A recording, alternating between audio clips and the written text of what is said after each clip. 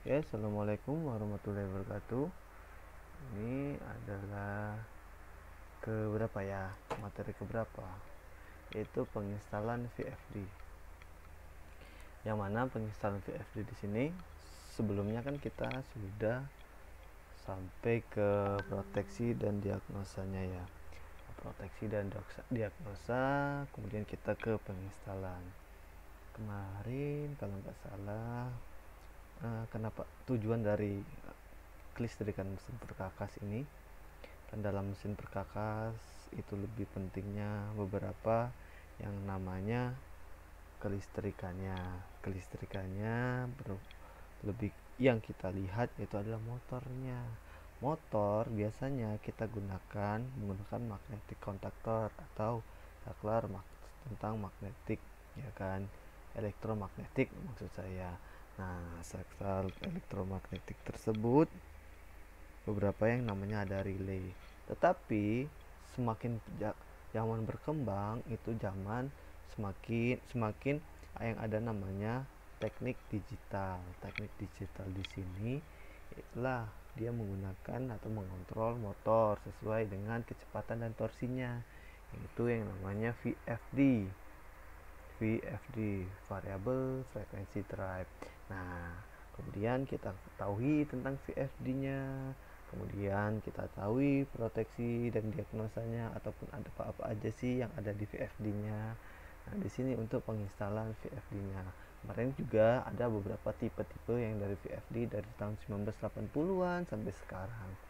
Nah, sekarang kita masuk ke penginstalan VFD-nya. Tujuan dari video ini ataupun pembelajaran di sini yaitu saya harapkan kalian itu dapat memahami hubungan sumber daya dan persyaratan pembumian dengan benar sesuai spesifikasi. Kemudian memahami pencegahan untuk kontrol start atau stop pengendalian AC dengan benar. Kemudian memahami pengawatan kontrol untuk VSD dengan benar. Nah, di sini yang pertama kan persyaratan hubungan kabel. Dari persyaratan hubungan kabel itu adanya yang namanya grounding. Kenapa diharuskan grounding, ya kan? Nah, karena yang namanya nanti ya, ini sebenarnya kalau misalnya kita bahas tentang grounding itu dalam satu semester ataupun satu pertemuan bisa, tapi di sini secara secara ringkasnya, grounding itu ketika kalau ada arus lebih, beban lebih, arus lebih, ya kan, ya arus lebih itu dari mana? Salah satunya dari petir nyamber itu ada arus besar, arus lebih langsung ke ground atau pentanahan seperti itu. Nah, di sini adalah VSD-nya, ya kan. Di sini ada VSD, ada beberapa power kabelnya, RST, ya kan, RST dan ground, masukkan ke PSD-nya. Ya. Nah, kemudian di sini PSD sini itu ada groundingnya juga kan. Groundingnya itu langsung ke tanah, ya kan, atau dari PLN mesti ada groundingnya juga, grounding ke tanah. Nah, di sini VSD di sini langsung ke motor, ya kan. Nah, motor di sini kita ambil juga ada beberapa ke groundingnya, masuk ke ground, kita couple atau kita sambung secara paralel untuk grounding. Nah, di sini proses kontrol juga ada yang namanya ke groundingnya, semuanya untuk di grounding. Yang idealnya memang seperti itu, setiap ada elektronik harus di grounding. Karena apa? Karena ada petir, nggak kesambar, nggak rusak nah elektronik kan gitu. Rusak elektronik kenapa? Karena kesambar petir. Nah, itu karena nggak ada groundingnya kan gitu. Nah, proses kontrol di sini menggunakan PLC atau program logic control. Dia bisa, kalau PLC ini bisa mengirimkan data yaitu atau 4 sampai 20 mA yaitu arus atau tegangan 0 sama 5 volt atau 0 sama 1 seperti itu. Nah, kemudian penggroundingnya itu ada beberapa, ada yang paling benar ini beberapa driver control, ya kan, diambil satu di couple langsung ke ground, kabelnya langsung masuk ke ground semua, ya kan, enggak, bukan langsung ini sambung ke sini, ini sambung, ini memang kesambung, ini sambung, ini bersambung terus ke ini memang sambung, tapi bukan seperti itu. Yang benar beberapa drive controller langsung ke ground, langsung satu ke ground, satu ke ground, satu ke ground, seperti itu yang pembumian yang benar atau grounding yang VFD yang benar. Nah, kemudian di sini ada pengawasan sistem kontrol yang manual maupun otomatis, ya kan, namanya manual sesuai dengan kita. Di sini ada analog input, analog input sama analog output.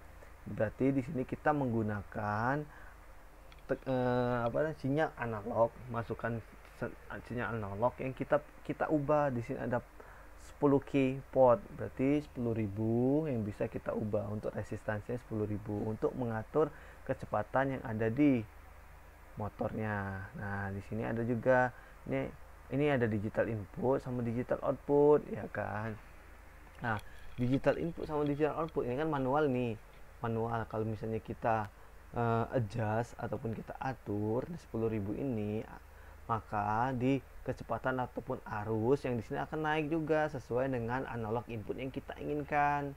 Nah, yang ini ada HMI atau Human Interface Module ataupun manusia interface tatap muka antara modulnya.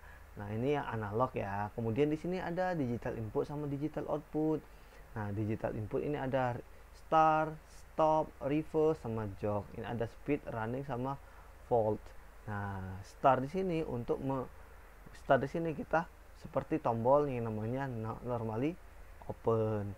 Ketika kita klik, kita tekan pas buttonnya start, maka motor ataupun kecepatannya kita terbaca, ya kan. Running kecepatan berapa, ini akan berputar. Stop, maka kita berhenti. Reverse, nah reverse ini putaran baliknya. Jog, nah jog ini apa maksudnya jog? Kalau misalnya posisi seperti ini, kalau misalnya start kan dia kan mengunci. Kalau jog, nah kita tekan jog di sini maka motor berputar. Kalau kita lepas jog maka motor langsung mati. Jadi jog ini adalah langsung ngidupin secara langsung, tidak ada yang namanya metode. Ini secara manual. Sedangkan ini kita secara otomatis. Nah, secara otomatis ini nama VSD ya, variable speed drive.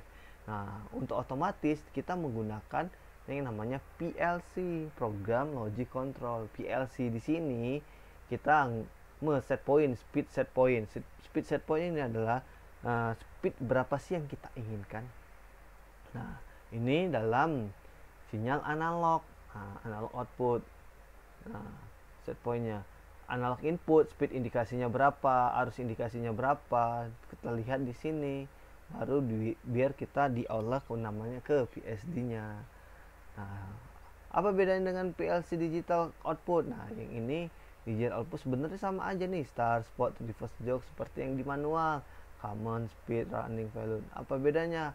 Yang otomatis dia menggunakan PLC, ya kan. Yang manual dia tidak menggunakan PLC atau dengan menggunakan pas button dan potensio. Nah, kemudian ini kan dia menggunakan otomatis menggunakan PLC. Nah, di sini setelah menggunakan PLC, biar apa? Kan PLC nih, tapi di PLC di sini harus ada yang namanya operator. Untuk apa? Untuk memprogram PLC. Nah, operator memprogram PLC itu namanya serial komunikasi. Data-data itu adalah data serial. Jadi operator di sini kita nulis tentang data-data serial biar masuk ke PLC. Dan di dalam PLC ini ada namanya CPU, Central Processor Unit. Nah, dia memproses apa yang dikatakan sama si operator dalam komputernya. Kemudian di scanner sesuai dengan VSD. Oke lah, katanya digital input, digital output kan seperti itu kan. Nah, kemudian baru ke naik VSD ataupun langsung ke motornya. Ini dengan menggunakan PLC. Nah, di PLC sendiri itu ada nama satu mata kuliah sendiri. PLC ada di elektronika itu ada VLC sendiri. VSD satu mata kuliah juga ada. Nah, tapi di sini kita secara ringkasnya untuk seperti itu. VSD ada untuk mengendalikan motor dengan PLC sebagai otomatis. Kalau misalnya PSD dan dengan menggunakan tombol on off aja itu sebagai secara manual. Nah, jadi kesimpulan dari pertemuan ini yaitu sumber daya dan pembumian sangat penting agar peralatan atau komponen yang digunakan aman dan sesuai dengan yang diharapkan. Aman itu kalau misalnya ada petir dia tetap jalan gitu. Hubungan kabel ground sangat penting untuk aman jikalau ada sambaran petir, benar ya. Pengawatan manual dan otomatis berbeda karena di otomatis dan ada perangkat komputer dan yang namanya PLC. Oke, itu saja kesimpulan dari pertemuan ini. Saya harapkan kalian lebih memahami dengan bisa membaca sendiri yang ada di internet ya. Jangan males banget membaca. Saya akhiri pertemuan ini. Wassalamualaikum warahmatullahi wabarakatuh.